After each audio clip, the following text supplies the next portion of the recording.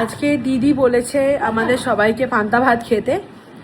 তো সকালবেলা তো পান্তা ভাত আমরা খাইনি, সকালবেলায় মাছ মাংস সব খাওয়া হয়েছে, কিন্তু আমরা রাত্রিরে আজকে পান্তা ভাত খাচ্ছি। তো আমি এখন দেখাবো কি কি করছি। তার আগে তো জানলাটা খুলে দেবো। আমার বাবা মা খালি খালি জানলা বন্ধ রাখে, আর আমি কাজ করব, তো জানলা বন্ধ রাখলে আমার খুব কষ্ট হয় গরমে। বাইরে বৃষ্টি হয়েছে, অল্প জল জমেছে, দারুণ ওয়েদার আজকে। তো আমি এখানে নিয়ে বসে গেছি দুটো বড় পেঁয়াজ, কারণ অনেকটা আলুর চোখা হবে, আর 3টে কাঁচা লঙ্কা। আমার মনে হয় আরেকটু কাঁচা লঙ্কা লাগবে, কারণ ডিম ফিম ভাজা আছে। এখন আগে এটা শুরু করে নিই, দেখা যাক কতটা হয় চপ করার পরে। আগে ভেজে নিচ্ছি শুকনো লঙ্কাটা, এবার পেঁয়াজ দিয়ে দেবো।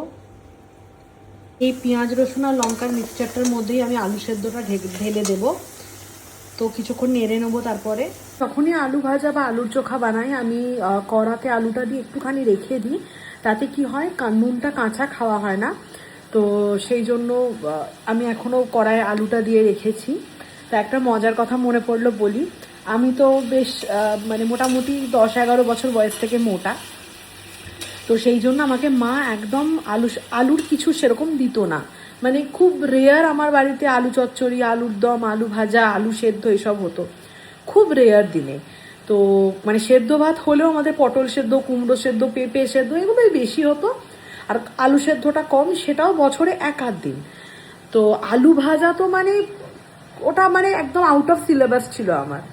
তো তারপরে আমার বিয়ে হলো, এবং বিয়ের পরে আমার বর এত আলু খায়, এত আলু খায়।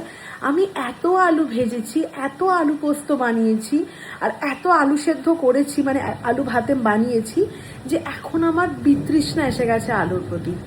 আগে যে ভালোবাসাটা ছিল, আলু বাবা আলু খাবো, একটু একটু তরকারিতে যদি আলু বেশি হয়ে যায় কি আনন্দ, কি আনন্দ।